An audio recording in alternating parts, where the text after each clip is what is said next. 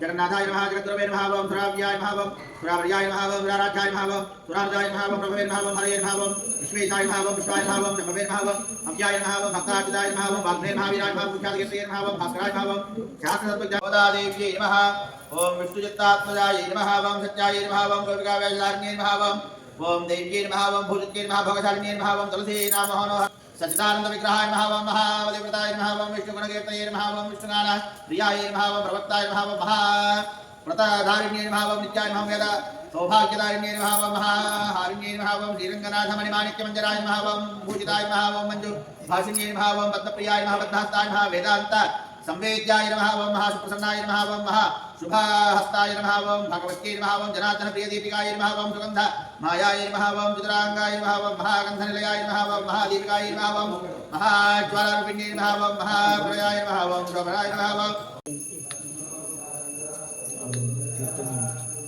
महापूज्याय नमः ओम दिव्यदेशोभिताय नमः श्री गोदा महादेव्यै नमो नमः नानाविध परिमल अत्र पुष्पाणि पूजां समर्पयामि। रामानुजायते नमः। ओम श्री गोदारंगनाथ स्वामिने नमो नमः।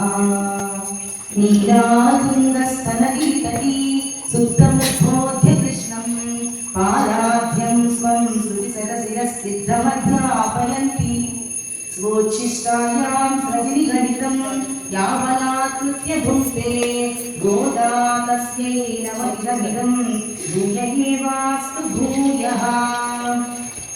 மார்கள் திங்கள் மதிநிறைந்த நன்னாளால் நீராடப் போதுமினோ நேர்நல்கீர் சீர் மல்குவாய் பாடி சர்வச்சிறுநீர்கால் கூறவேல் கொழுந்தொழிலன் நந்த கோபன் குமரன் ஏரானந்த கண்ணிய சோதை இளம் சிங்கம் காலமேல் செங்கன் கதிர்மதி அம்போல் முகத்தான் நாராயணனே நமக்கே பறை தருவான் பாலோர் குமரப் பணிந்தேனோ என்பாவாய் மையத்துவாள் தீர்கால் நாமும் நம்பாவைக்கு செய்யும் திரிசைகள் கேளீரோ பார்க்கடலுள் பையத்து என்ற பரமனடி பாடி நெய்யுண்ணோம் பாலுண்ணோம் நாட்காலில் நீராடி மையிட்டெழுதோம் மலரிட்டுதான் முடியோம் செய்யாதன செய்யோம் தீக்குருளை சென்றோதோம் ஐயம் பிச்சையும் ஆறுதலையும் கை காட்டி உய்யாரை உகந்தேனோ என்பாவாய் ஓம் இடகலந்த உத்தமன் பேர் பாடி நாங்கள் நம்பாவைக்கு சாற்று நீராடினால்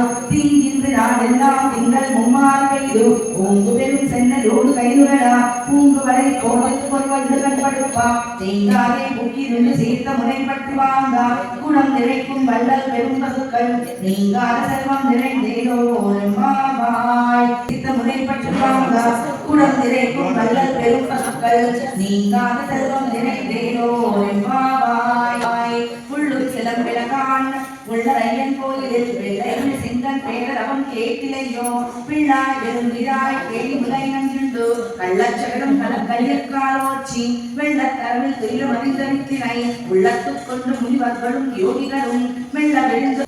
ఏడో దాంట్లోని ఆండాళ్ళ తల్లి చెప్తాను మొత్తం నిన్న ఒక గోపికని లేపింది, ఇప్పుడు ఈ రోజు ఇంకొక గోపికని లేపుతాను అనమాట. కీసు కీసెండ్రుంగు ఆనిచ్చాతన్ అంటే కీచు కీచమంటూ మనకి పొద్దున్నే పక్షులన్నీ అరుస్తూ ఉంటాయి కదా. యాక్చువల్గా ఇవి భారద్వాజ పక్షులు అని ఉంటాయి. ఆ భారద్వాజ పక్షులు ఏంటంటే ఒకరిని విడిచి ఒకరు ఉండలేవు, ఆ రెండు పక్షులు కూడా.